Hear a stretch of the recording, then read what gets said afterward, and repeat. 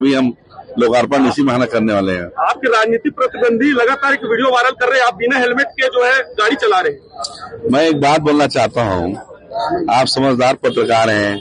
हमारे शहर में 10 बजे रात से लेकर सुबह 8 बजे तक शिथिलता रहती है ट्रैफिक के नियमों में, नो एंट्री खुला रहता है। और मैं 7 बजे सुबह निकला हूँ, वो जो वीडियो सुबह 7 बजे का है, 7:10 का। आपसे मैं पूछना चाहता हूँ, कोई कैबिनेट मंत्री शहर में मोटरसाइकिल में घूम रहा है वो समाचार है कि बिना हेलमेट के सुबह 7 बजे घूम रहा है वो समाचार है? ये आपकी समझ है कि आप उसको किस रूप में दिखाना चाहते हैं?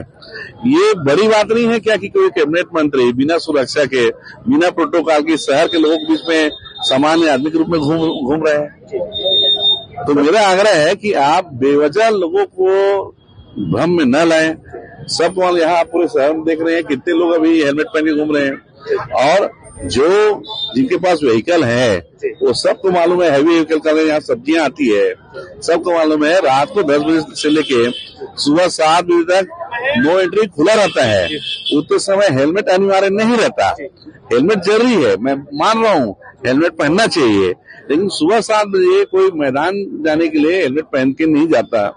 ये विषय नहीं होना चाहिए। विषय ये आप बताएं, कैबिनेट मंत्री शहर के लोगों के बीच में, अपनों के बीच में, हम बाइक में, वो भी कार्यकर्ता का बाइक था, उसके आग्रह पे मैं चला रहा हूँ, वो भी एक समाचार बन सकता है।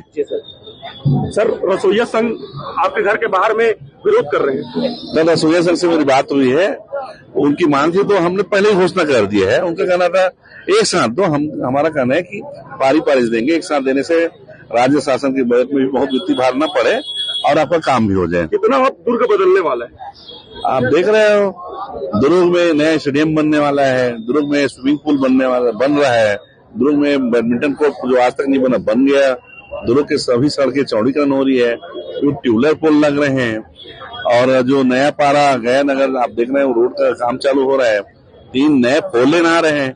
इससे आप समझ सकते हैं कि शहर में कितना विकास होने वाला है।